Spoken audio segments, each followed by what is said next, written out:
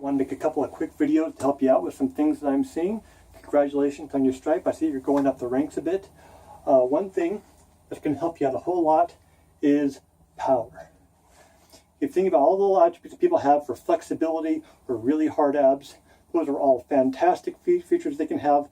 But if you've got a guy who's got really great technique and he really understands tactics, and a guy who's got power, power is the only thing that can really make up the difference. If you have power, you can pretty much dominate anything else, even if you're terrible at everything else. And if you've got skill and power, then you're invincible. You want to see a great example of power? Go on YouTube and look up Melvin Manhoef. M-A-N-H-O-E-F. Some guy who just got a whole lot of speed and strength, and he just blasts through guys. Because if you've got power, that's it. You can punch, and then they'll block, just ba ba ba ba ba ba ba ba ba, and you just destroy everyone. And you can absolutely get that right now. You don't have to wait until you're stronger. You don't have to wait until you've got more skill. You can start developing it now. And here's what you do: is every time you throw a punch, just remember, don't just put the punch out there. Every punch is an opportunity for power. Every single time, especially with your kata. So every time you do a kata, slam that block down, blast that punch in, step hard, boom. Now my punches are going to be a little different than yours. My footwork's obviously going to be very different than yours. But consider that the human body's full of bones, and every punch needs to be able to break those bones. You have to learn the movements first, and you're going to be a little bit self-conscious about that. So you're going to be moving in tentatively and doing these, but once you know what the movements are, you have an opportunity to perform. You have an opportunity to really show the world how powerful you can be. And once you've got those basics down, then there's no reason to not use power. You want to use power so often that your body forgets how not to use power. You want to have so much power in you that even if you're completely exhausted and your muscles aren't working right, your body is still, just by force of habit, going to use extreme power every time. I can't emphasize this enough. Power so often that your body forgets how to do things weak. So even if you're just playing around, your body's going to accidentally start doing things faster and harder, just because that's the way you're used to doing it. What else was I going to do here? So, if you take nothing else away from anything I say, I hope that you get that. Because I've seen people climb the ranks. I've seen, blue belts, and even a couple of green belts who they go to karate for years because their parents want them to or whatever. And it's not that they're not trying. It's that maybe they think that power is for the advanced belts, or power is for later. But here's how you develop power. You develop it by using it all the time. Your muscles do what they're told. So if every day you tell your muscles to punch as hard and as fast as possible all the time, then that's what they're going to be working for. And if you every day do the same movements and you're going slow, well, then that's what they're going to develop. You're going to develop slow muscles. Okay, but this isn't Tai Chi. For karate, everything's about power. Every movement is like a bullet. Consider the shifting of stances. Anytime that you're not in stance, you're extremely vulnerable because someone can push you over. I'm going to show you footwork in a minute here, but you want to shift your feet as quickly as possible. Karate, more than any other art form, it's all about getting into stance and movement, getting into position super fast, super hard. So let's say you've got your position here and you got your position here. Well, this right here isn't a movement. You can't stand this way. It's got to be here and here. You've got about a 15th of a second to try to make that happen. I think about, the pop of a bullet. That's how fast everything needs to be. So you don't want to be caught in the middle because that's when you're vulnerable. Those aren't actual karate positions. The actual positions are here and here and here, here and here, hard. Everything's got to be hard and fast. because that's where your strength is. Your strength is in your positions.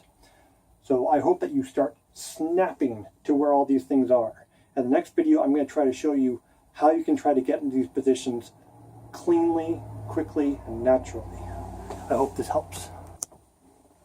Okay, so let's say I've got this board here, and I was to hold it out right here, and I said hit as hard as you can. I'm sure what you do is, you get in your stance and you snap straight ahead with your little, reverse punch. You'd hit it with the first two knuckles, and it would land flush, and maybe you'd even break it because you've got the straight-on strike right onto the straight-on board. Well, let's say I held the same board and I held an angle like this, and you would throw that same punch and it would not do damage. You'd probably just slide off and hit my hand because it's like at an angle, and your power isn't straight. So the only way you'll be able to break the board if I hold it this way is if you were to step over so that you were flush again. If you have to be flush in order to get your power to work right. I'm sure you've experienced this in sparring, where you hit someone as hard as you possibly can, but it just seems to bounce off of them for some reason. And the more advanced the guys you fight are, the more your punches just bounce off, and you're not quite sure why. Well, that's one of the big reasons why, because it has to be flush. So what you can do about that is to keep moving your feet so that you're always flush. And when you're doing this, you're going to want to keep your lead in front and your power in back, just like always. So assuming that you're right-handed, you're going to be taking little half steps. Let me fix my camera here real quick. So always keeping your lead foot forwards. If you have to put your back foot forwards, you've got to do it in some sort of a smart way. Now, the way I always learned it is, the back foot is always your power. Every step, you push off the back. That way, if someone rams into you, you've got that strength there and you can hold on. Your style's a little different than what I've learned, where a lot of times you seem to step forward with the front leg. It's different, but I can try to interpret that.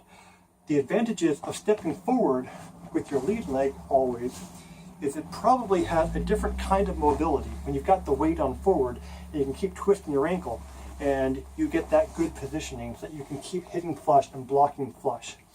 So it's not right or wrong, it's just different than what I've learned. Now, in particular, I've seen the way that you're doing your kata, and you have a very narrow stance. So your feet are lined up. Now let me show you something. If you were to take a board, think of it like a domino, and you tip it over, you just have to touch it flush, and it will tip. And your body's the same thing. So if you line up your heels, there's a line, and then the line goes up, and think of it like a domino. So if I was to touch you in just the right spot, you'd fall over like a domino. And all it takes is for me to find that line between your heels. So in order to avoid falling over like that, you have to keep moving your feet and keep moving your body to make sure I can't find that flush point. You never want to be straight in front of your opponent unless you're the one doing the damage, and then you've got to get out. So it's very common when you watch fighting, you're going to hear the coach yell, don't stand in front of him, don't stand in front of him. And your first instinct is, well, why not? That's why. Because when you're in front of him, he can hit you flush. He can knock you over. He can do perfect damage. So in real fighting, people aren't just going at each other straight on like this. They're constantly circling. They're constantly trying to get around each other. So that I can hit you flush, but you can't hit me flush. I can knock you over, I can hit you when you fall down, but if you hit me, it's going to slide off and I'm just going to dance away. It's like punching a balloon, I can feel it, it lands, but there's no real damage done. I just move around a little bit. So, let me just double check my notes before I move on. Okay, so here is one drill that I've used in order to get my stances right. So let's say you're standing flush in front of your opponent. Always know where your opponent is when you're in stance. Okay?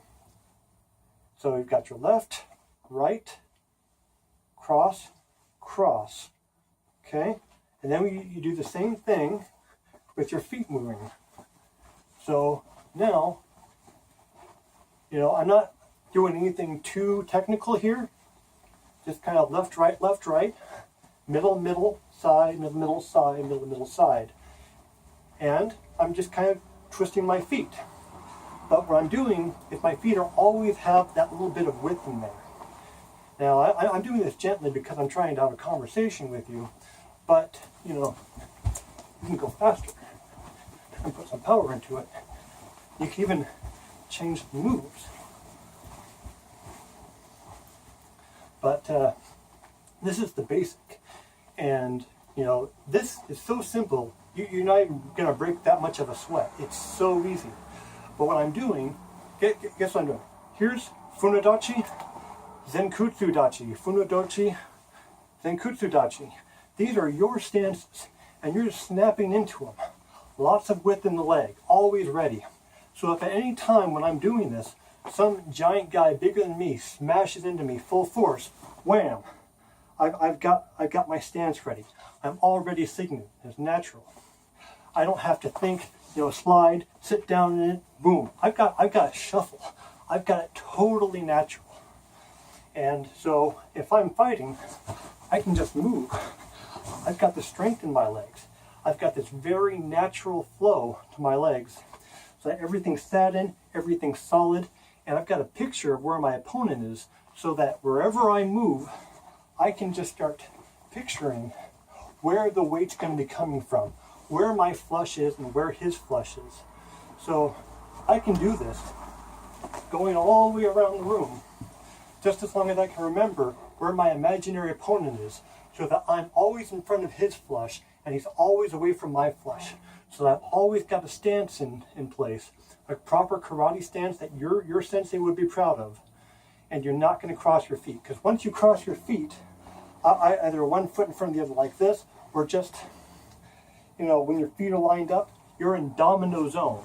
When your feet are close together, that means wherever your opponent is, he can just walk up to you and touch you in that spot and knock you over. So that's why it's always important to have a bit of distance with your feet, so that you've got that line in a weird spot to your opponent. And that spot, that line can keep moving so that they can't touch that domino spot and knock you over. Now here's another weird trick. I'll use this side. This is just a doorway. I'm sure you've got something like this in your house. Let me move this a little bit closer so you can see what I'm doing here. Okay. So from here, I'm not going to punch the wall. I'm just going to lightly tap it, kind of making contact.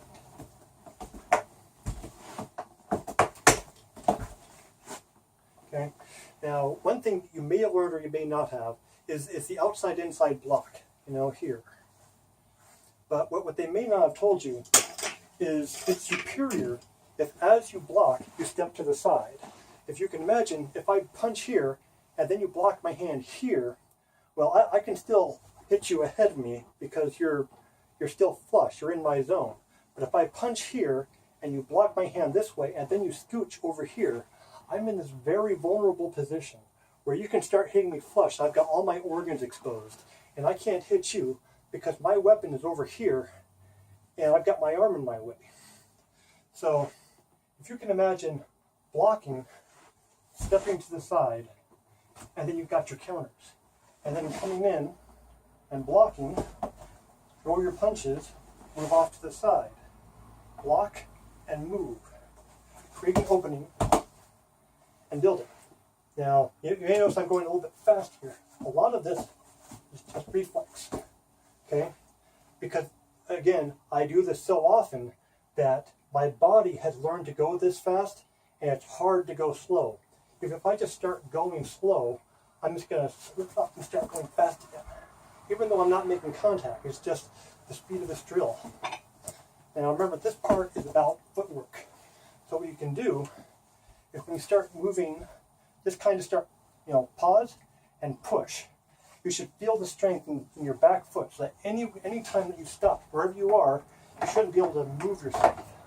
So if my feet are lined up, I'm in that domino position and I can't block myself with my foot. I'd have to put myself into some kind of funodachi thing where my back foot is in the ground and I'm planted hard. One thing you can do is to kind of lower your hips down, but mostly what it is you just don't want to stand straight on. Not that there's never ever a time for that, But most of the time, especially when you're fighting, you're going to want to have 1 foot forward, 1 foot back, and that's going to be your stability. So that no one can push you over and no one can push you back. And all you need is a doorway. And just remember, wherever you stand, you've got to be in some sort of a stance where you can't push yourself. And if you can, just move your feet. After a while, you're going to get a natural sense for where you're strong, depending on where your bad guy is.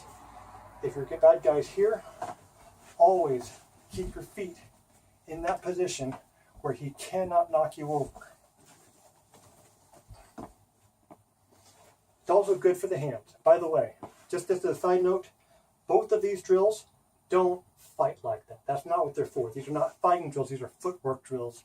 They give you a sense of reflex. So if someone hits you, you can do this particular movement. You've got this sense of philosophy. You've got these tactics, and they're kind of in your limbs. But this is not a fighting style in itself. So don't say, I sure hope someone hits me so that I can hit him 15 times, because that's not going to work, and that's not the purpose of the drill. Okay. So in closing, because I've covered so much information, I do ramble a little bit. I just want you to consider that your feet have to keep you stable, and those 2 drills, this one I call the walk, and this one I call the tap dance.